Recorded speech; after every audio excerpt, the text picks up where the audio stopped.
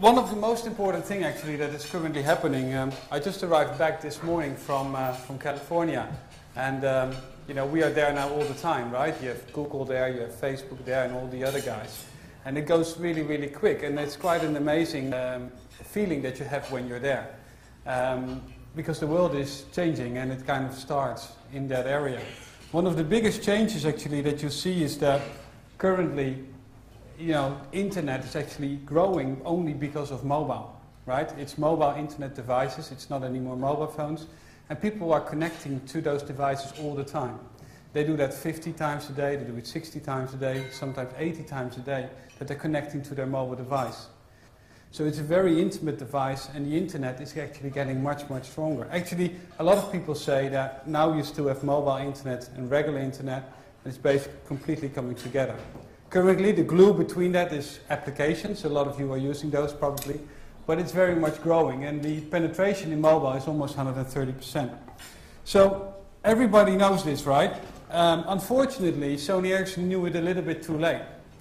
And that was a bit of an issue, because when everybody was thinking about touch device and mobile internet devices, our teams were still busy making beautiful Walkman phones and beautiful Cybershot phones.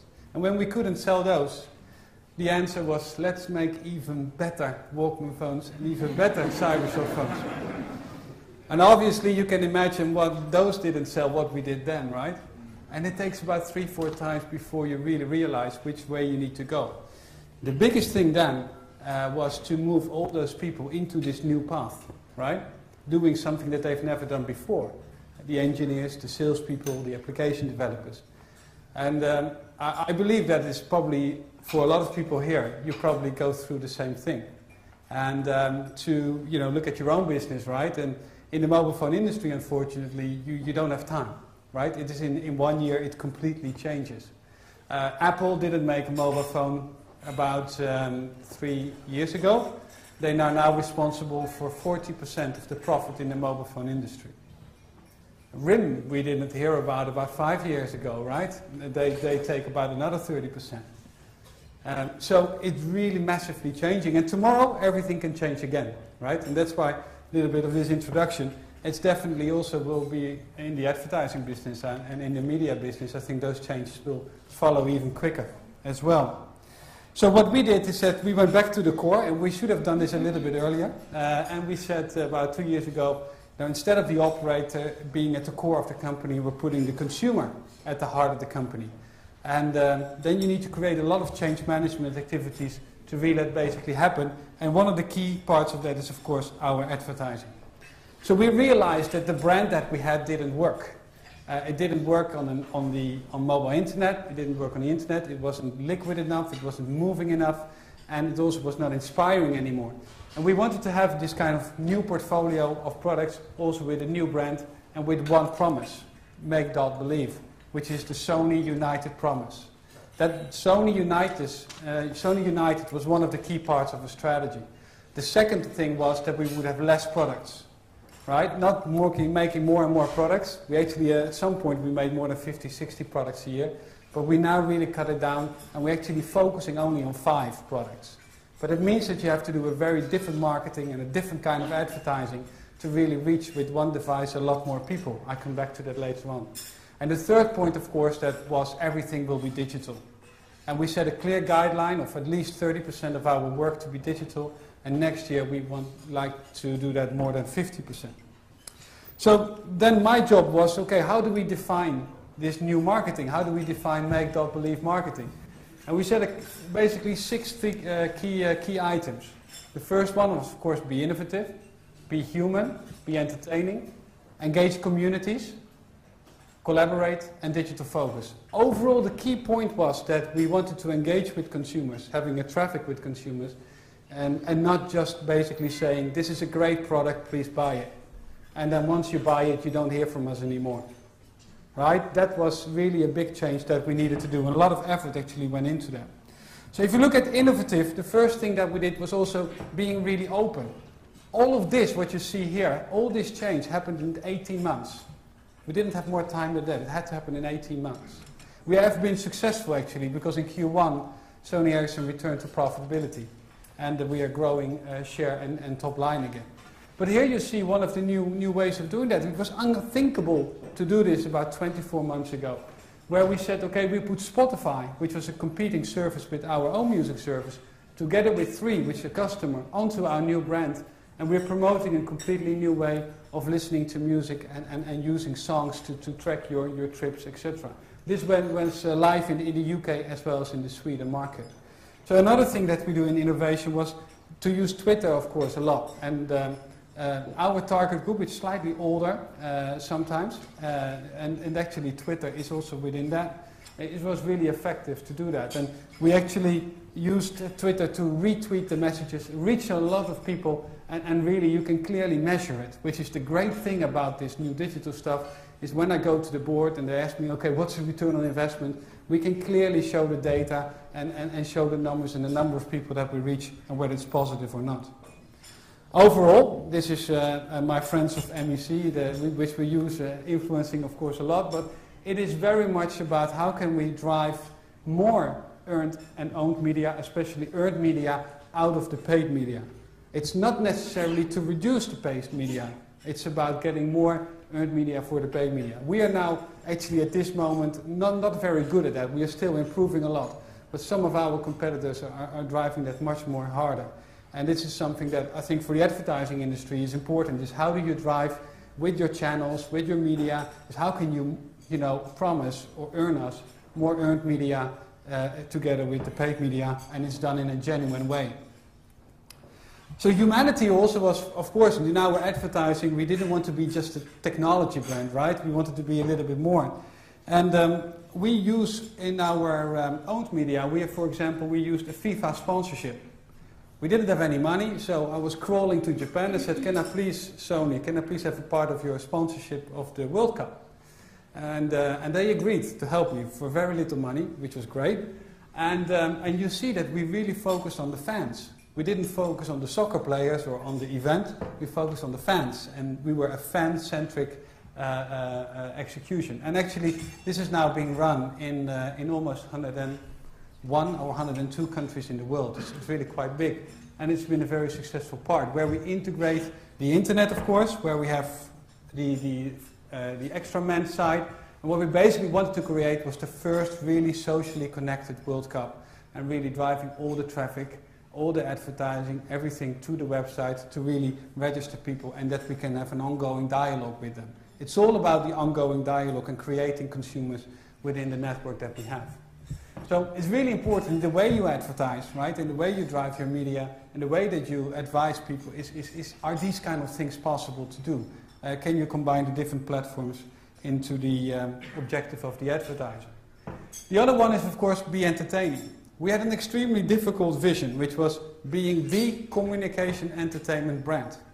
Explained it many times. I had to explain it 25 times to MEC. And then another 25 times to... And even I actually took some time to really understand what we mean by that. So we made it a little bit more simple, and we said, okay, make people smile. Right? It's not about making communication entertaining. It's really about every time you pick up the phone, you smile. Right? That's really what we're here for. So on top of the open OS, we make an additional effort. But we also do that in the media we use. YouTube for us has been really important in that sense.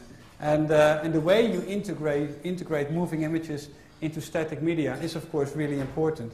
A lot of new technology will come out over the next 2-3 years, which for all of you here will be extremely important.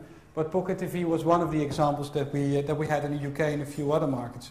And you can see again, we had about 3 million views and positive impressions on this series that we drove. Basically being a music show, a genuine music, very UK-centric though. I didn't understand everything, but it was more your humor, I guess. But it was quite okay. I have to be careful because somebody's recording this, right? This is what Jonathan told me. And then we have engaged communities. And this is for us also quite, really a different thing. You know, we did advertising, you do TV advertising, or you do print, whatever, and it was very much like, okay, this is our product and this is the key reasons to buy it. We didn't go beyond that. There wasn't this invitation to communicate with us and to really make something happen.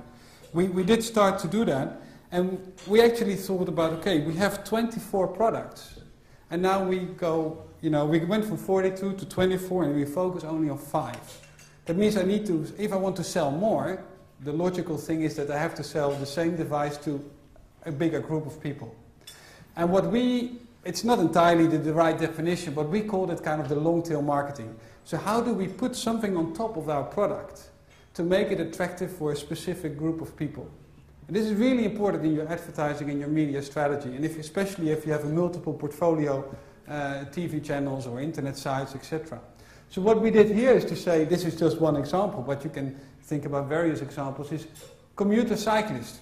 Very big in my home country, in Holland, but it's probably much larger than that. But I didn't know that in the UK there's 3.3 million bicycles sold every single year. And it's very, very much growing, probably because of your fantastic infrastructure. But the marketing, I'm in the traffic jam as well a lot of the times. But you have new leadership who will work hard on that, I understood. One of them being half Dutch. You have a marketing example you have actually here, is where we say, okay, this is an extend device, where you have a generical marketing campaign, right, above the line. And then what we do is we put a kind of connector, you can see that here, that you can put it on your bicycle, and we put in the right software there, and also how to really go, and the navigation part, and maybe a Bluetooth headset so that it's still safe. And we sell that as one package, and for example, we advertise in all the cyclist media in the UK, right? So you have a very generic proposition, you have then a digital proposition, and then you really make a deep dive in really attracting closer to the consumer. And then you can think about other examples, right? You can think about joggers or cardio. We have an application called Cardio Trainer, and then you put, certain wearable accessories inside, and then you can go to all the joggers or the sports community. What we also learned actually is that 2 or 3 years ago, we were almost alone in the industry, right? Or not alone, we were competing with our competitors, but it was our product. It was our software, and everything was what we call closed, right? Now we're using a Google Android software, and we need a lot of partners to make these great applications that are really differentiating the product. And so we have to be open, and we have to do collaborations. So you can see here is that we had to do an equal effort to the developer community as well as to the consumer, right? And in Japan especially, we have been extremely successful with that. And the X10 became the best-selling smartphone last month. But what you see here is that basically the whole developer community had to support us as well. So again we have more specialist media that we are requiring to really reach these people and also have a new advertising strategy for them. And of course, the key thing on our strategy was collaboration, is to work with Sony.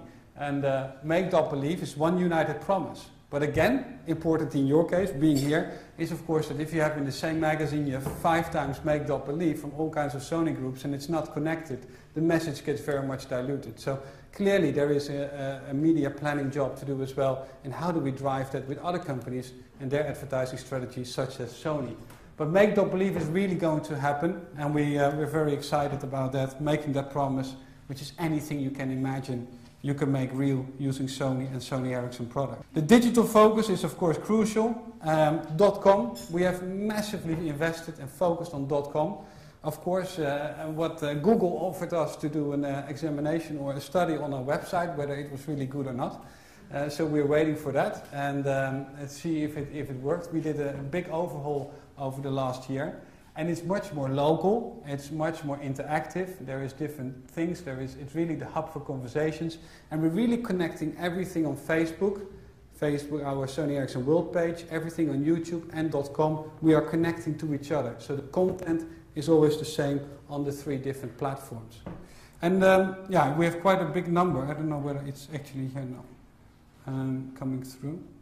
Yeah, here you see the YouTube, for example, is our new YouTube channel. The YouTube channel is really becoming center. So if you are in media and you tell me, well, Lennard, I've got a fantastic proposition to drive an additional 3 million people to your YouTube channel, or I've got a fantastic proposition to drive another 50,000 fans on your Facebook site, these are the things that we're really interested in. Not necessarily about, this many GRPs and I have a great deal here and the advertising there. That actually is disappearing a little bit. So it's really also in the advertising industry that those kind of changes really need to now following through and really driving that. And I was just also speaking to Jonathan, look at the success of the Bloomberg application, right? That is a big success. Really those kind of things, driving those new kind of media is important. And you see here that the numbers are quite, total views is already 3.5 million. We just actually launched that a couple of months ago. And our Facebook world site, where every day now we are uploading new messages, is 520,000 fans at this moment, and probably we do a lot more. And also what we did is we have these campaigns where we have the longest wave ever that we're making with the World Cup, or with this kind of personal customizations. All kinds of things, trying to get people into the Sony Ericsson community, getting into the Sony Ericsson club so that I can start communicating with them. And I'm really working over the next 2-3 years to really get this capacity, this minimum threshold that we need to do that. So it's all about the ongoing dialogue. Really, it's about life cycle and not just about launch and leave. So an additional thing is that actually a lot of people also write really negative stuff about your product sometimes on your website. There is some other brands that basically then say, well, just close it and remove it. That's actually, you don't want to do that, you have to be really open. So we have assigned now a lot of people actually are based out of a center in Canada to start communicating with these people and convincing them that we're doing the right things to help them. So turning it into a positive thing. And you can do it also, for example, with a property like we have with tennis. This is the Women's Tennis Association, where we just rolled out a superfan site. And when you go be a fan on the superfan page in Facebook, it automatically becomes in your tab also in the Sony Ericsson site. So using owned properties to drive earned media, through paid media, all of that is possible. And we are exploring that to get as many people as possible into the Sony Ericsson community. So I'm almost there. This is and finally, and maybe you have 1 or 2 questions, is that our ambition is very much, of course, that we want people to love us. And in the traditional way of doing a lot of TV and a lot of print, people didn't love us anymore. The youth now and who we want to target to, they basically want to communicate with us. They want to engage with us, and they see us as a person and not just as a big international brand. And that has a big impact in everything that we're doing. So with that, thank you very much. And thank you for the lunch, Jonathan and Michael. Really appreciate it. Thank you.